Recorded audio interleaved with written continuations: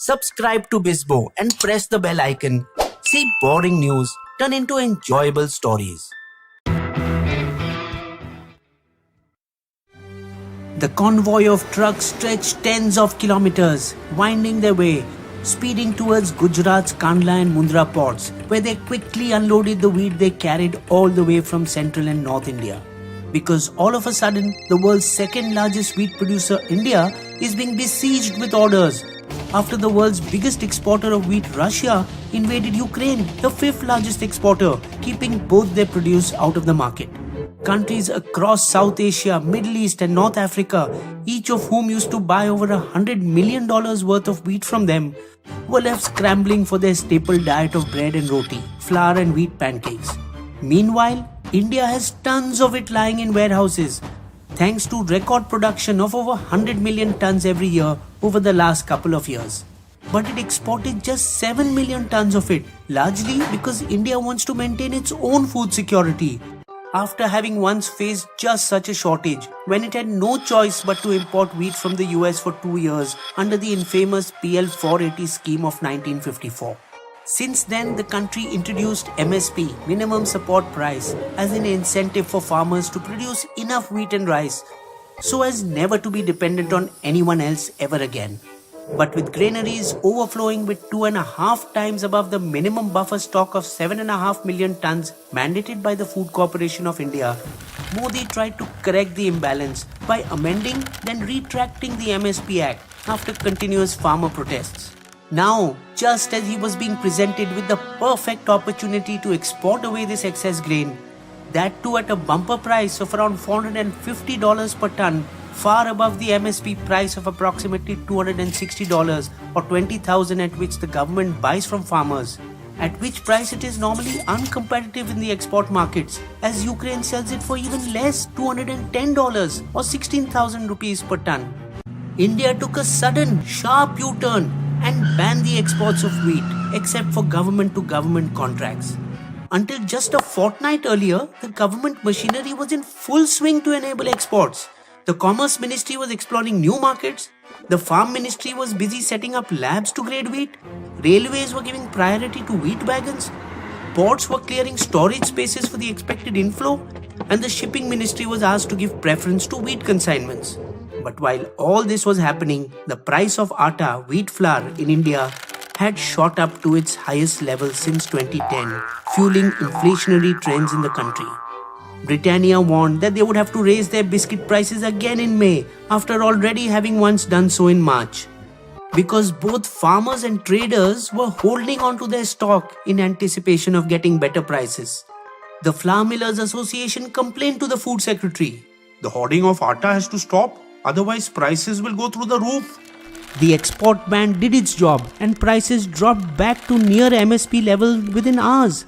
But BKS, the Bharatiya Kisan Sangh, among India's largest farmers association, was unhappy. Instead of banning wheat exports, the government should have increased MSP prices by 500 rupees. This way, farmers would have got the benefit of increased prices. However, if the government were to increase MSP, then when international prices cool down, it would not be able to reduce MSP without farmer protests. Also, with a total of 23 crops under the scheme, there would be cause to increase the MSP of others, creating havoc with the union budget. Reminds us of the time when once in the 1980s, Punjab and Haryana farmers reached the Wagah border to sell their wheat at a higher price to a famine-struck Pakistan, but the government did not relent then as well. Therefore, this time too, it will be the government that earns, and Bangladesh will make the payment, as half of India's 7 million tons of wheat exports last year went there, where over the last 3 years, it has already captured 2/3 of their 5.4 million ton market, largely at the expense of Russia and Ukraine. It also exports wheat to Sri Lanka, but after their financial crisis, India may only send some quantity as food aid without being paid.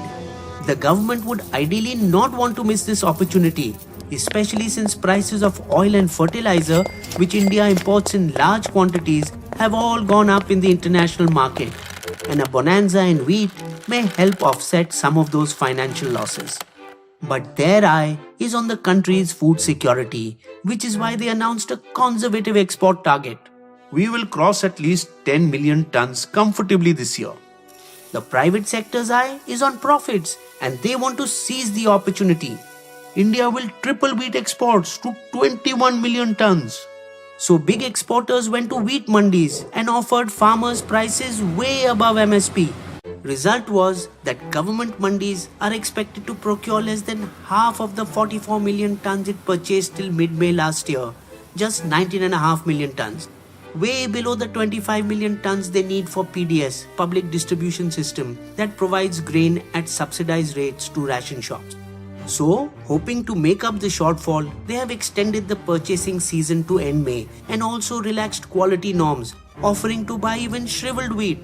Compounding their problem is a prematurely hot summer that is expected to reduce crop output from 110 million tons to between 93 and 105 MT. With consumption in the country being 99 million tons, hardly any additional quantity will be left for exports and will even be reduced in a worst case scenario. And what happens if the crop fails badly and our production falls to 90 to 95 million tons for the next 2-3 years?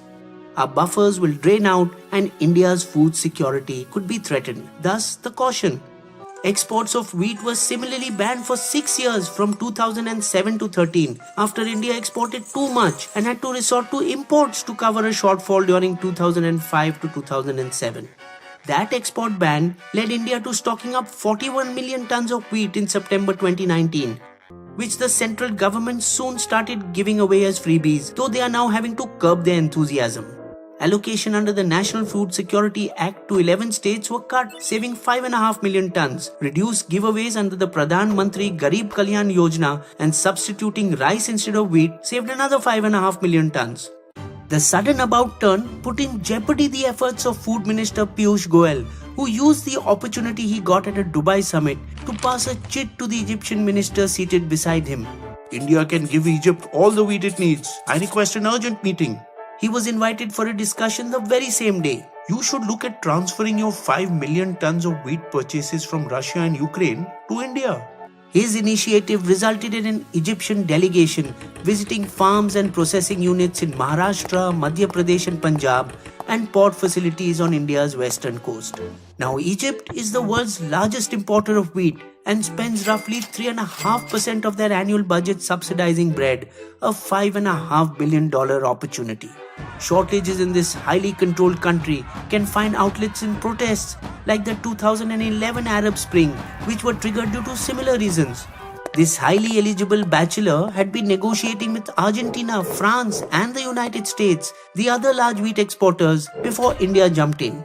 Funnily enough, after the export ban, Egypt is now chasing India. We are talking at the highest levels for Egypt to get exemptions from these curbs. Therefore, it is highly likely that the Indian government will honor the contract with the Egyptians, who were satisfied enough to confirm an order of between 1 to 3 million tons. In the same manner, the government will likely honor their 500,000 ton commitment to Indonesia, towards whom a major diplomatic effort was unleashed after they suspended Indian agricultural imports in late March due to a lack of lab certification. Turkey, India's regular adversary in international forums, for the first time placed a small 50,000 million ton order on the electronic mandi agri bazaar, providing India with an opening to smoothen the edges with them and improving bilateral relations. However, they will limit their sales in the new markets of Africa, though they have already supplied 1.5 million tons to Mozambique, Tanzania and Israel in April 2022. While India may have to limit its wheat opportunity, all is not lost. It can still export maize, millets, eggs, nuts and fruit juices, whose market has also been vacated by Ukraine. And unfortunate but true, India's tea exports can boom too because of Sri Lanka's problems. International trade is increasingly looking like a zero-sum game. One can win only at the cost of another.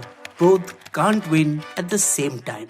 BISBO's Limerick. It was a time when wheat was on heat, when India had lots and was sitting sweet. But the weather was a bummer, a very hot summer. Now they are worried that they'll have less to eat.